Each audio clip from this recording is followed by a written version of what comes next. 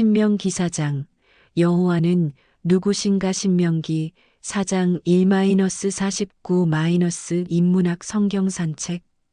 기독교는 여호와 신앙의 종교입니다.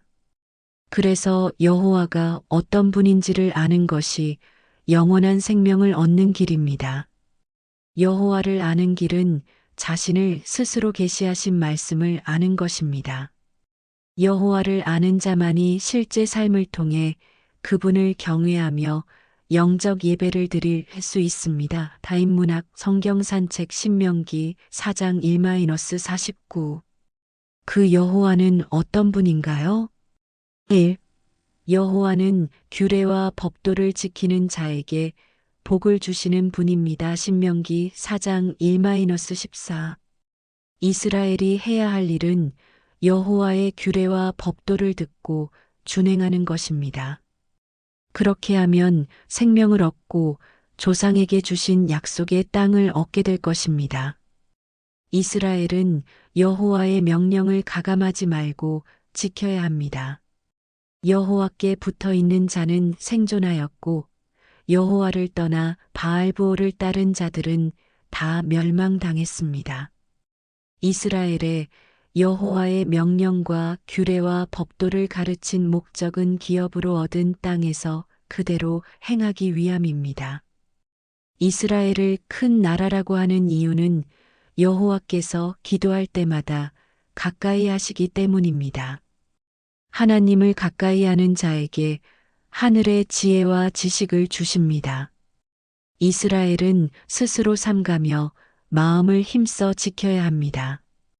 이스라엘은 직접 경험한 그 일을 잊어버리지 말아야 합니다. 살아있는 동안에 마음에서 떠나지 않게 하며 자손들에게 알게 해야 합니다. 여호와의 말씀을 들려주며 여호와를 경외함을 배우게 해야 합니다. 여호와는 호렙산에서 말씀을 듣고 받은 이스라엘의 두 돌판에 새긴 십계명을 약속의 땅에서 그대로 행하도록 말씀하셨습니다. 여호와는 이 규례와 법도를 지키는 자에게 복을 주시는 분입니다. 신명기 4장 1-14. 또 여호와는 어떤 분이신가요? 2. 여호와는 자신이 여호와 하나님인 줄 알게 하시는 분입니다. 신명기 4장 15-40. 이스라엘이 여호와의 규례와 법도는 잘 지키는 길은 어떤 형상이나 우상을 만들지 말고 세상 피조물을 경배하며 섬기지 말아야 합니다. 그들은 호렙산에서 형상이 아닌 여호와의 말씀을 들었기 때문입니다. 이스라엘은 창조주 하나님을 섬기도록 하나님의 형상으로 창조된 사람입니다. 피조물을 섬기는 것은 하나님을 배반하는 것입니다. 이스라엘은 하나님께서 택하시고 구원하시고 특별한 소유로 삼은 백성입니다.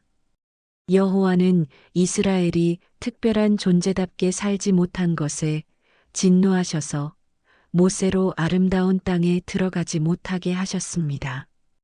그러므로 이스라엘은 여호와께서 세우신 언약을 잊지 말고 여호와를 섬겨야 합니다. 이스라엘이 여호와의 언약을 지키지 않으면 속히 망할 것이며 전멸될 것입니다. 여호와께서는 그들이 여러 민족 중에 흩어져서 그곳에서 무능한 목석 우상들을 섬기게 될 것을 말씀하십니다. 그들이 그곳에서 마음과 뜻을 다하여 여호와를 찾으면 만나 주실 것입니다. 그들이 환난 후 끝날에 돌아와서 여호와의 말씀을 청종할 것입니다.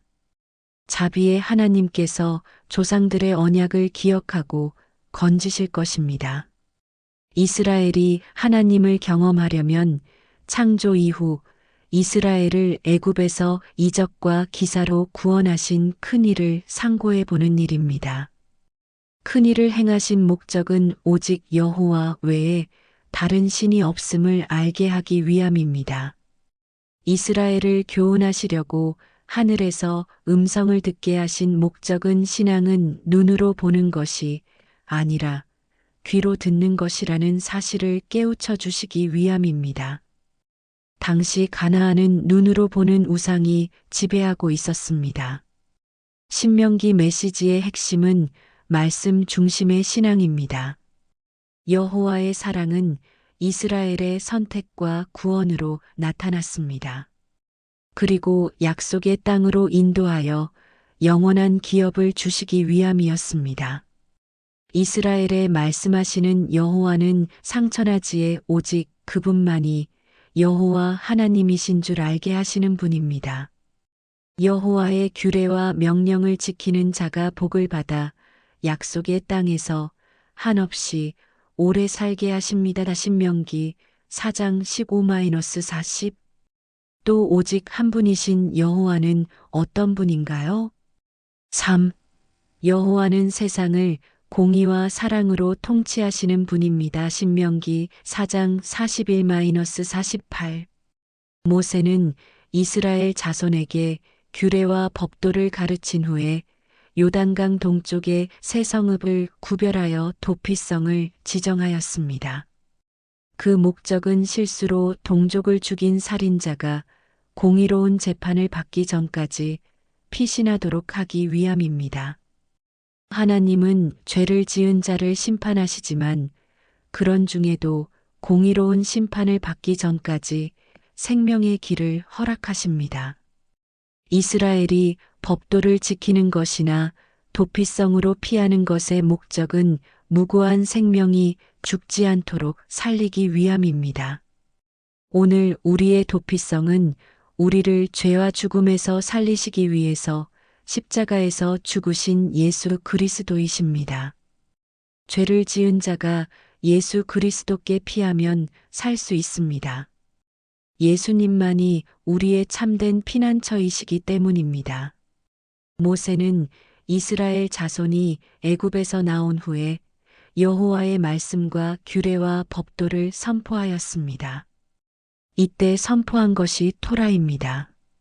이스라엘 백성은 출애굽 이후 선포된 말씀을 통해서 토라를 얻게 된 것입니다.